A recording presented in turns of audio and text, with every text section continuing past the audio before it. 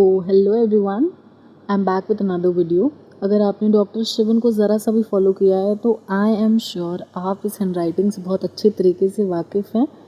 And as you can see, इन्होंने अभी ये पेपर को लिखे हुए 1 साल भी नहीं हुआ। So without any further delay, let's get started to see how we actually need to write our answers in order to clear the UPSC examination.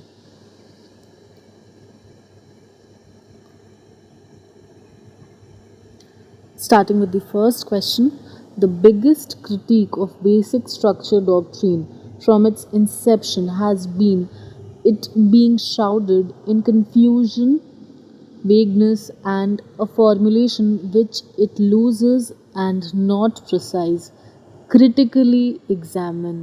Sir ने हमेशा कहा है you have to actually focus on the keywords given in the question so that your answer actually caters to the demand of the question. Okay, so now let's see कि answer में इन्होंने क्या approach रखा है. We shall discuss all the answers which has been provided in this answer script, but today we'll only discuss the question number 1. The basic structure doctrine was conceptualized by the Supreme Court in Keshwananda Bharati versus Union of India. It has been further expanded on a case-to-case basis in cases such as Minerva Mills, SR Bomai case, etc. Okay, ये एक बहुत basic सा introduction है, कोई बहुत ज़्यादा hi fi चीज़ नहीं लिखी गई है, but what you have to notice is key words को फोकस कर दिया गया है अंडरलाइन करके. एंड ये एक ऐसा इन्फॉर्मेशन है जो हर एक कैंडिडेट के पास होगा. I am 110% sure. Okay, so you can begin with your answers like this only with basic information, but concise and precise plus with underlined keywords. Now criticism of basic structure. The intro हो गया, we are starting and इसको एक box में रख दिया. Point wise इन्होंने answer को लिखना शुरू किया है. Now the first point is not mentioned in the constitution and colon देके form of judicial activism. The second one is narrow judgment margin. This information is something that I actually liked because ये जो narrow judgment margin है ये books में present है, मतलब अगर आपने पढ़ा है तो, बट देन एंड देयर ले आके फोकस करके इसको लिखना is actually very good thing. So 6 out of the 13 judges voted against the doctrine in Keshwananda Bharati case. Confusion. Various expansions to the doctrine in various cases limit the constituent power of parliament. Now the fourth point is loose formulation. Words such as secularism and federalism that have not been defined have been added to basic structure. Example. Now substantiating your statements with example is always +1. In SR Bomai case, secularism was added to basic structure. Now the counter view. Just like उन्होंने criticism को एक box में रखा था, इस counter view को भी इसी बॉक्स में रखा है. And then he has proceeded with the answer writing and वापस से point format में. So upholds supremacy of constitution. If absolute amending power is bestowed on parliament, supremacy of constitution might be impaired. Balances fundamental rights and DPSP. In Minerva Mills case, Supreme Court restored the balance between fundamental rights and DPSPs. Independence of judiciary, expansive judicial review. The IR Coelho case, I'm sure you all know this. Now coming to the conclusion. Hence, even though the parts of basic structure are formulated on case-to-case basis, it has helped in evolution of Indian polity. Now summarizing the entire thing, यहाँ पे एक basic सा छोटा सा intro रहेगा. Intro में underline कर दिया है जो मेरे को मेंशन करना है. देन उसके बाद वी विल जस्ट एक put a box and then criticism of the basic structure को इन्होंने 4 पॉइंट्स में मेंशन किया, देन काउंटर व्यू के लिए भी 4 पॉइंट्स दिए एंड कंक्लूजन 2 लाइन का हुआ. Okay, let's move on to the next question. The next question is, sedition law in any form is a threat to civil liberties and presents an opportunity for its weaponization against dissenters and detractors. Should India do away with the sedition law? Justify your opinion. ये question अभी भी बहुत relevant है क्योंकि we have seen in the recent past there have been arrests in the name of sedition and हम सबको पता है कि सेडिशन तो अंग्रेज़ों ने लेके आया था बिकॉज उन्हें नहीं पसंद था कि उनके अत्याचारों के अगेंस्ट में भारतीय लोग आवाज़ उठाएं. So starting with the intro जो सर ने दिया है. Section 124A of Indian penal code establishes sedition. Recently, the Supreme Court held that this law in abeyance as the union government pledged to reconsider it.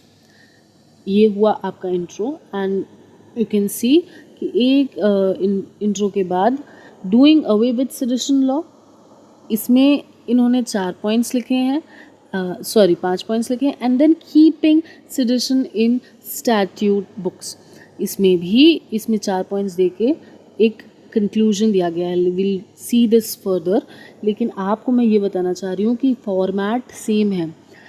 बहुत format लेके नहीं परेशान होना है. Even if you have basic ideas उसको अच्छे से represent करके लिखने answers.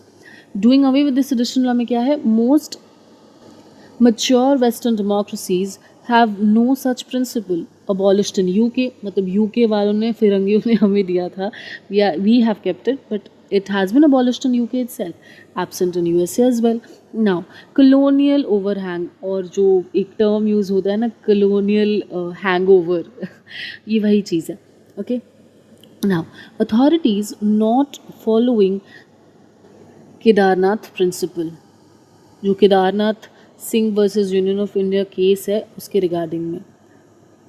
This actually has a chilling effect on the free speech, and free speech is actually our fundamental right under article 19(1) clause A. Now, huge potential for abuse, especially against political opponents and journalists. आप newspaper पढ़ते हैं, आए दिन होता है, हर political party में के tenure के टाइम पे ऐसा होता है and this is actually awful. So but of course we can not just like put conclusions like that. So हम लोग क्या करेंगे कि अब काउंटर आर्ग्यूमेंट्स देंगे. कीपिंग सेडिशन क्यों रखना चाहिए? Few instances of misuse are not grounds for scrapping the law. Do you understand this? ये एक पॉइंट बन गया, लेकिन ये एक बेसिक स्टेटमेंट है कि जस्ट 1-2 रीजंस की वजह से we can not just scrap the entire law. But आपको मैं एक और चीज़ बता दूं, अगर यहाँ पर कोई वुमेन सेंट्रिक इशू रहता, फॉर एग्जांपल देखिए अभी तो सती ऑफ कोर्स बैन हो चुका है, लेकिन वुमेन ही नहीं, कोई एक ऐसा सोशल इशू जो ख़राब है, एकदम ख़राब है, डेट्रीमेंटल है सोसाइटी के लिए, उसमें कोई इफ्स एंड बट्स नहीं लगता, तो वहाँ पे ना ये पॉइंट मत दीजिएगा कि हाय हमने तो 2, जैसे आप ऑनर किलिंग देखिए, honour killing of course allowed नहीं है कॉन्स्टिट्यूशन में, बट अनफॉर्चुनेटली अभी भी ऑनर किलिंग के केसेस सुनने में आ जाते हैं या फिर प्रैक्टिस होती है. We even had that Anushka Sharma movie tell me no that NH something, जिसमें दिखाया गया है कि it is actually practised in states like Haryana, some pockets of Rajasthan, and that's really unfortunate, right? And same is the case for inter-religion or inter-caste marriages. We've seen that घर वाले लड़की या लड़के के एक्सेप्ट नहीं कर पाते हैं और काफ़ी इशू हो जाता है. ओके, सो सोशल इश्यूज़ में ये सब मत दीजिएगा कि few instances of misuse are not grounds for scrapping the law. Okay, ये एक बहुत ज़्यादा रेलिवेंट पॉइंट है. Secessionist tendencies in Indian history. Example Khalistan movement. अब अगर कोई खालिस्तान की डिमांड कर रहा है या फिर नॉर्थ ईस्टर्न स्टेट्स में जो डिमांड उठते हैं कभी कभी कि हमें इंडिया से सेपरेट होना है, तो can we allow that? No, of course not. तो उनको सजेशन में तो हम लोग कंसीडर कर सकते हैं, देशद्रोही है ना वो, आप देश से अलग होने की बात कर रहे हैं। Now helps prevent irresponsible speech and rhetoric, that is fine, of course point की तरह आप include कर सकते हैं, लेकिन आप I don't want to take names over here, but we all know that in certain cases we have seen कि it's a narrative that has been built around those individuals because of certain reasons. So ठीक है, point के हिसाब से दे सकते हैं, but in reality I would say कि irresponsible speech का कोई डेफिनेशन तो मैं और आप डिसाइड नहीं कर सकते हैं, एंड हमारे कोड्स एंड एवरीथिंग ये इतने ज़्यादा फास्ट ट्रैक हैं कि जिसका कोई हिसाब ही नहीं है. Now the fourth point is should be used only when there is direct call for violence, and this is actually a very good point I would say, because जो पॉइंट हमने सबसे पहले दिया कि क्यों कुछ इंस्टेंसेस के बेसिस पे we can not just scrap the law, entire law, ये इस पॉइंट का आई वुड से को दिखाता है कि क्यों नहीं करना चाहिए. अगर कोई सेसेशनिस्ट मूवमेंट करता है खालिस्तान के लिए या फिर कोई वायलेंस के लिए करता है तो उसको हम लोग सेडिशन के अंडर में बुक कर सकते हैं. Now coming to the conclusion, Gandhi ji said that sedition was the chief tool used to erode the liberty of the citizens. Using the aforementioned arguments, the law must be removed from the statute. However, irresponsible and hate speech can be dealt with on a case to case basis. तो ये conclusion अपना conclusion sir ने दिया, which is actually pointing out कि हाँ remove कर देना चाहिए, बट फॉर एंड अगेंस्ट में बहुत अच्छे तरीके से मेंशन किया गया है in point wise manner. Well, this was it from my end. अगर ये वीडियो पसंद आया and you want further more videos like this, mention it in the comment section below. I will definitely bring another video. Till then, goodbye, take care, and all the best.